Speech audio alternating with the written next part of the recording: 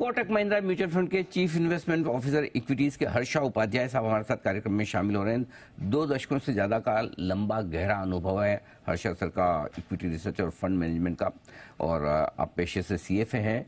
Post graduation diploma management में आपने किया है IIM लखनऊ से, और साथ ही बैचलर ऑफ इंजीनियरिंग की डिग्री भी आपने हासिल की है। हर्षा सर, बहुत बहुत स्वागत है आपका। धन्यवाद सबसे पहले हमें समय देने के लिए। आपको, कोटक म्यूचुअल फंड की पूरी टीम और आपके सभी निवेशकों को सर नए साल की बहुत बहुत शुभकामनाएं। 2023 में आपने अच्छी खासी वेल्थ, बहुत पैसे बना के दिए इन्वेस्टर्स को। हम उम्मीद करते हैं यही सिलसिला 2024 में भी और आगे बढ़े। शुभकामनाएं सर। धन्यवाद अनिल जी, शुभकामनाएं आपके लिए और आपके सभी व्यूअर्स के लिए भी। जी, सवाल हम शुरुआत वहीं से करते हैं 2024 के आउटलुक को लेकर, क्योंकि आमतौर पर यह समझा जाता है कि एक बहुत अच्छा साल चला जाए तो अगले साल को लेकर थोड़ी चिंताएं या थोड़ी सावधानी रहती है। क्या व्यू पॉजिटिव बुलिश वैसा ही रखना चाहिए या थोड़े सावधानी के साथ 2024 में शुरुआत करें? अनिल जी, देखिए, कोई चिंता की बात नहीं है, लेकिन सावधानी तो जरूर होना चाहिए, क्योंकि फंडामेंटल्स तो एकदम स्ट्रांग दिख रहे हैं। अगर आप मैक्रो इकोनॉमिक फैक्टर्स देखते हैं तो जितने भी कंसर्न्स थे, इन्फ्लेशन, इंटरेस्ट रेट को चलते हुए या ग्रोथ को लेके, ये सभी कंसर्न्स एक तरफ से अभी इतने मायने नहीं रखते हैं।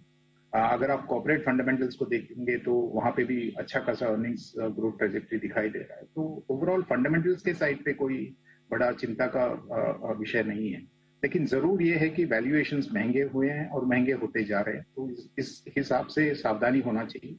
लेकिन हमें लगता है कि अगर यहाँ पे भी अगर कोई निवेश कर रहे हैं और उनका निवेश का जो अवधि है वो अगर लंबी है, 3 से 5 साल है, तो उनको अच्छा खासा रिटर्न्स मिल सकते हैं। लेकिन 6 महीने में क्या होगा, 1 साल में क्या होगा, वो बोलना थोड़ा सा मुश्किल है। लेकिन medium to long term outlook अभी भी स्ट्रांग दिखाई दे रहा है। चलिए, ये अच्छी बात है कि मीडियम से लॉन्ग टर्म आउटलुक में कोई खास फर्क नहीं है। लेकिन पिछले साल जिस तरह से छोटे मझोले शेयरों ने दमदार कमाई की, लार्ज कैप्स थोड़े से कम मजबूत थे, बढ़े तो वो भी।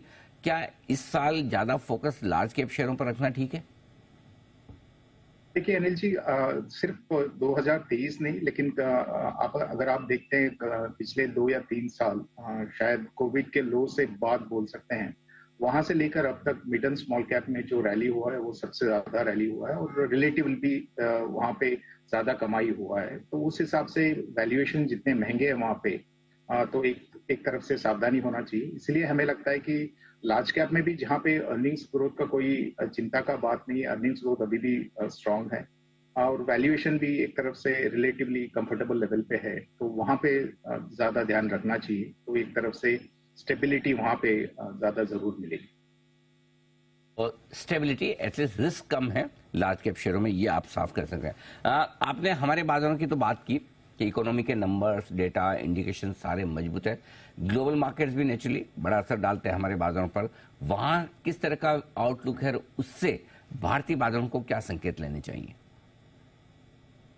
देखिए, एक बड़ा सा पॉजिटिव का बात जो है, वहां पे भी इंटरेस्ट रेट्स का जो ट्रेजेक्टरी था, जो अपवर्ड ट्रेजेक्टरी था, वो शायद रुक गया है, और यहाँ पे 2024 में वहां पे भी इंटरेस्ट रेट्स कम होने की उम्मीद है। लेकिन ग्रोथ अभी भी वहां पे थोड़ा बहुत नरम ही है और नरम ही रहेगा। तो उस हिसाब से अगर आप देखेंगे तो जो इंडियन डोमेस्टिक ग्रोथ है वो काफी अच्छा खासा रहेगा, करीब करीब 6.5 से 7% होना चाहिए। लेकिन ग्लोबल ग्रोथ में इतना कुछ खास नहीं हो रहा है। जो एक्सपोर्ट ओरिएंटेड कंपनीज है उनके लिए थोड़ा बहुत अफेक्ट हो सकता है, या जो भी सेंटिमेंट के हिसाब से आप देखते हैं तो शायद सेंटिमेंट्स इतने स्ट्रांग नहीं रहेंगे। लेकिन ग्लोबल जो चैलेंजेस है उनके बावजूद इंडिया में जो मैक्रो इकोनॉमिक फैक्टर्स है या कॉर्पोरेट फंडामेंटल्स है, सब स्ट्रांग है।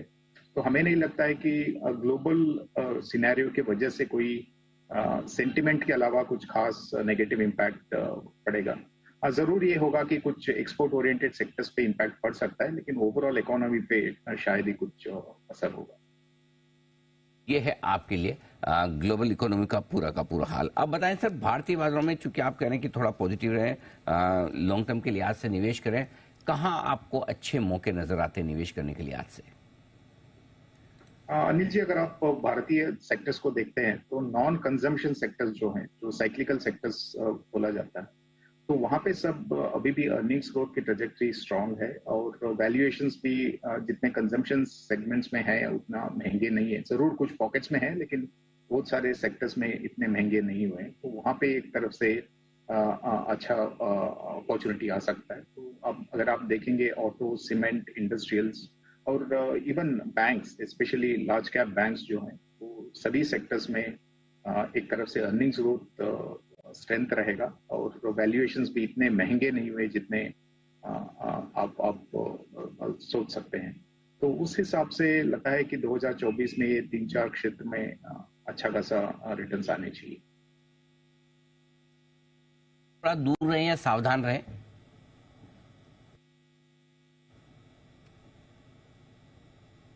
अनिल जी, आपका प्रश्न सुनाई नहीं दी। मैं ये पूछ रहा हूँ कि क्या कुछ ऐसे सेक्टर्स भी हैं जहां पर थोड़ा सावधानी रखें या दूर रहें?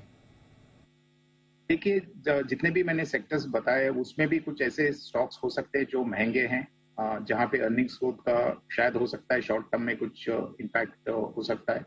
तो वहां पे जरूर एक तरफ से वोलेटिलिटी रहेगा।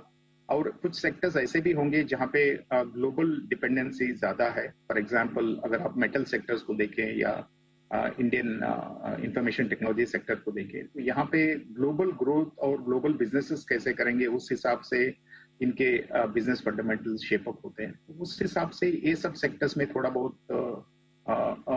कंसर्न्स अभी भी बाकी हैं और हो सकता है कि ये और एक साल अंडर परफॉर्म करें।